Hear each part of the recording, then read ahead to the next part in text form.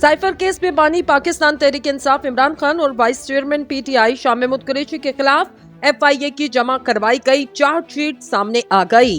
FIA की chargesheet में कहा गया, मुल्जिमान के खिलाफ 15 अगस्त को साइफर केस का मुकदमा दर्ज हुआ। मुल्जिमान खुफिया डॉक्यूमेंट की मालूमात से मुतल्लिक राब्तों में मुलविस पाए गए।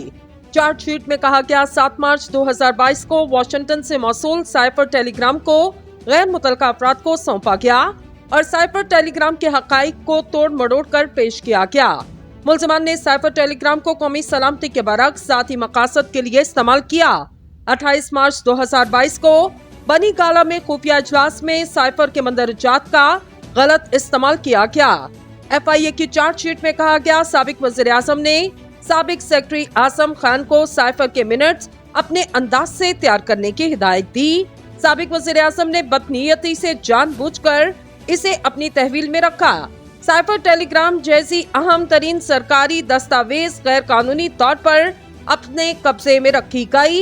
इमरान खान और शाह महमूद कुरैशी के खिलाफ चार्जशीट में ये भी कहा गया, मुल्जिमान ने खुफिया राब्तों के तरीकेकार में रियासत के साइबर सिक्योरिटी सिस्टम पर समझौता किया।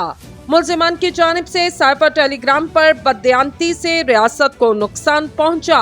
चार्जशीट के मुताबिक अमेरिका में साबिक सफीर डॉक्टर असद मजीद ने डोनाल्ड लू को पाकिस्तान हाउस में सोहराना दिया। मुलाकात के मिनट साइफर टेलीग्राम के जरिए सेक्रेटरी खारजा को भिजवाए गए। 7 मार्च को 2022 को मौसूल साइफर टेलीग्राम को वज़ारत खारजा के एसएसपी सेक्शन की हिफाजती तहवील में दिया गया। एफआईए की चार्जशीट में मज़ीद कहा गया, कायदो ज़वाबित के मुताबिक साइफर इंतहाई अहम और खुफिया दस्तावेज होने की वजह से किसी सूरत भी शेयर नहीं किया जा सकता, लेकिन खुफिया साइफर को जलसे में लहराया गया और इसके मंदरजात को जेरे बहस लाया गया। ऐसा करना ऑफिशियल सीक्रेट एक्ट के तहत जुर्म है।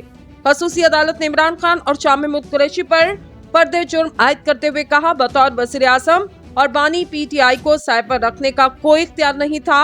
साइफर को जानबूझकर अपने मुफाद के लिए इस्तेमाल किया गया। इस अमल से मुल्क के तशक्कुस और कौमी सलामती को नुकसान पहुंचा। बतौर वज़ीर आज़म साइफर आपके कब्जे और कंट्रोल में था, जो वज़ारत खारजा को वापस नहीं किया गया। बानी पीटीआई ने बतौर वज़ीर आज़म और शाह महमूद कुरैशी ने बतौर वज़ीर खारजा सीक्रेट एक्ट की खिलाफ वर्जी की। मुल्जिमान ने 27 मार्च 2022 को सीक्रेट डॉक्यूमेंट को अवामी रैली में लहराया। मुल्जिमान ने जानबूझकर ज़ाती मुफादात के लिए साइफर को इस्तेमाल किया।